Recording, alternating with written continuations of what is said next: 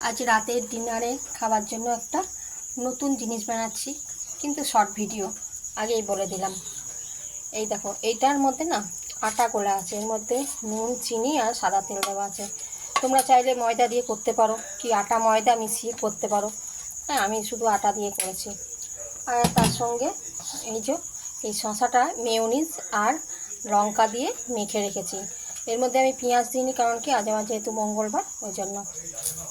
আর তার সঙ্গে একটুখানি সবজি বানিয়েছি, এটা আলু ক্যাপসিকাম ছানা দিয়ে। এই সবজিটা মাঝখানে দিয়ে করবো। আমি করতে থাকি, তোমরা দেখো, ঠিক আছে? দেখো, ফ্রাই বসিয়েছি। ফ্রাই প্যানে কিন্তু তেল দেওয়া যাবে না, যদি দাও তো একদম মুছে নেবে। তো আমার এই ফ্রাই প্যানটা আগেই পোড়ানো ছিল, ওই জন্য আমি ফ্রাই প্যানে এরকম করে পাতলা করে এটা দিয়ে দেবো।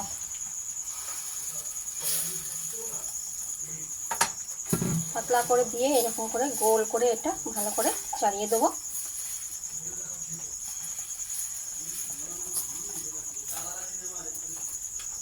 এটা একটা পিঠ আগে হোক, তারপরে উল্টাবো। একটা পিঠ হয়ে গেছে, এবারে আর একটা পিঠ উল্টে দেবো। এরকম করে সবগুলো করে নেব।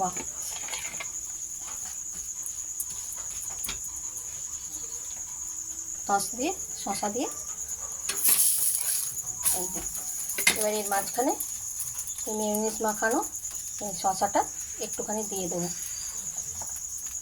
এক সাইডে দেবো। হ্যাঁ, এটা একটু দিলাম, আর একটু এই সবজিটা একটু দেবো।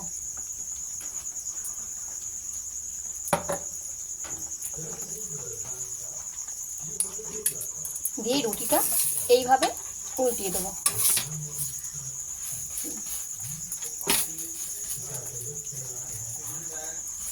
এভাবে দিয়ে এটা আর একটা পিঠ এরকম উল্টে ভেজে নেবো।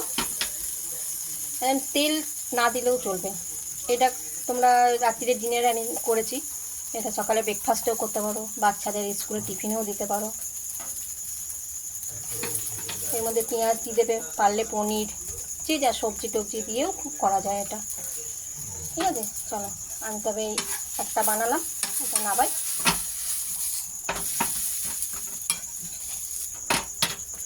দেখো এরকম হয়েছে।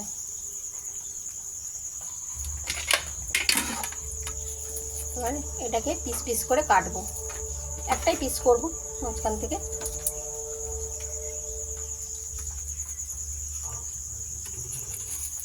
এই দেখো কেমন হয়েছে বলো তো। এটা খুব গরম, আমি ধরতে পারছি না। এরকম করে বাকিগুলো বানাই। এই দেখো আবার একটা দেবো, পাতলা করে এটা ভালো করে গোল করে করে নেবো।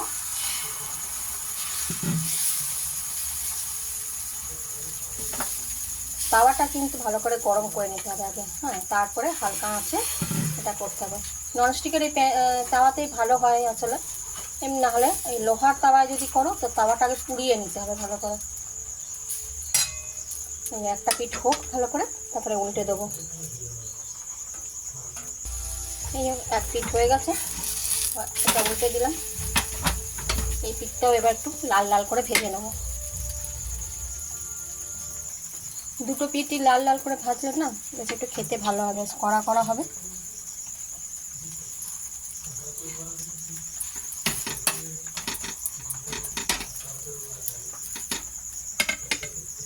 এবার এটার মাঝখানেও একটু এই মেয়োনিজ দেওয়া শসাটা আছে,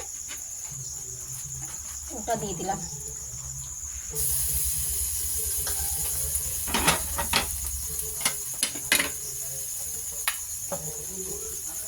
এবার সবজিটাও দিয়ে দিলাম।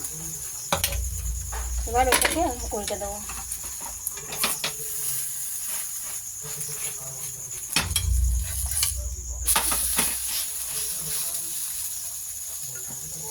বেশ একটু কড়া কড়া করে ভাজতে হবে, তাহলে বেশ খেতে ভালো লাগবে।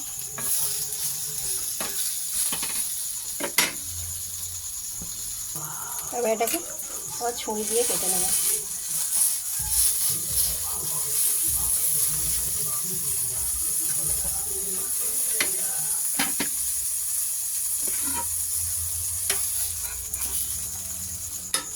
আর আমি তুলে নিলাম।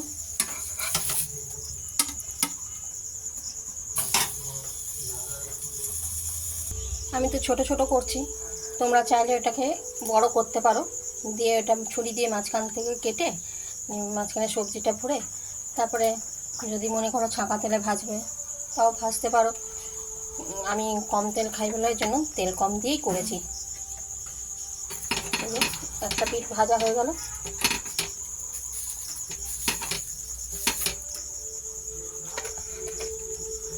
এবার এটা এই পিঠটা উল্টে দেবো। এবার উল্টে দিয়ে এটা এই পিঠটা যেমন হয়েছে না কড়া, ওই পিঠটাও এরকম একটু কড়া কড়া করলে না বেশ একটু খেতে ভালো লাগবে। বাচ্চাদেরকে মাঝে মাঝে এরকম একটু কিছু করে দিলে টেস্টি, টিফিনে হোক বা ঘরেই থাকুক ওদের বেশ ভাল লাগে এইগুলো খেতে।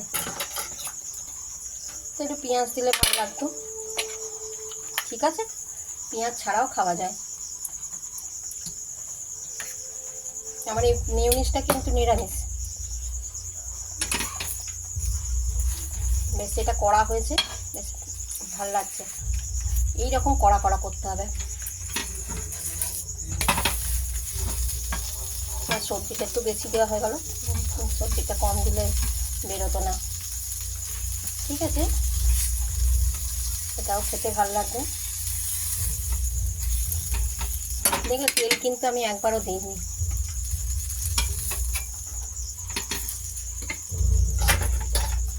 এটা আবার ছুরি দিয়ে কাটবো।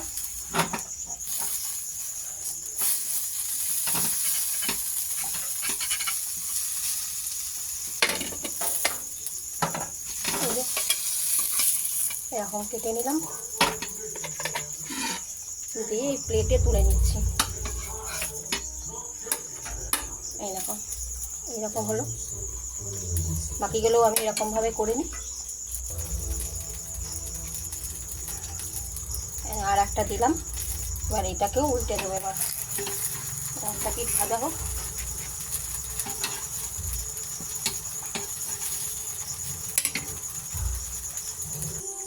দেখতে সুন্দর হলে যে কোনো জিনিস মানে খেতেও ভালো লাগে। বাচ্চাদেরকে একটুখানি টেস্ট করে করে দাও, ওরা দেখবে ঠিক খেয়ে নেবে। এটা স্কুলে টিফিনেও তোমাদের দিতে পারো, চটজলদি হয়েও যাবে। এটা ব্রেকফাস্টে সকালবেলা ব্রেকফাস্টেও খাওয়া যেতে পারে। কেউ যদি ব্রেকফাস্ট এইরকম ধরনের খাওয়া। এই দেখো উল্টে দিয়েছি, কি সুন্দর লাগছে দেখো উল্টানোটা।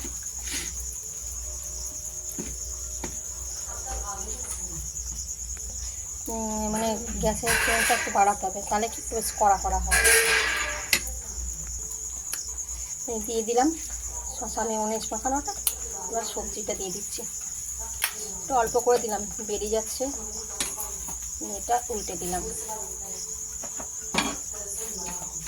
মাঝে মাঝে আঁচটা উঠাতে হবে, আর যখন এইটা ফ্রাই করব তখন একটুখানি আবার আঁচটা কমে দিতে হবে।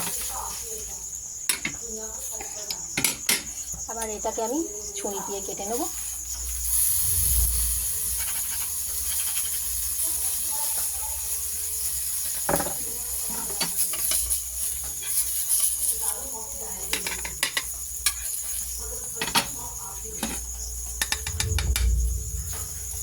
দেখো কেমন হয়েছে আমার রাতের ডিনারটা। সকালে ব্রেকফাস্টও খাবো। ঠিক আছে, যদি ভালো লাগে তোমরা একটা লাইক করো অবশ্যই।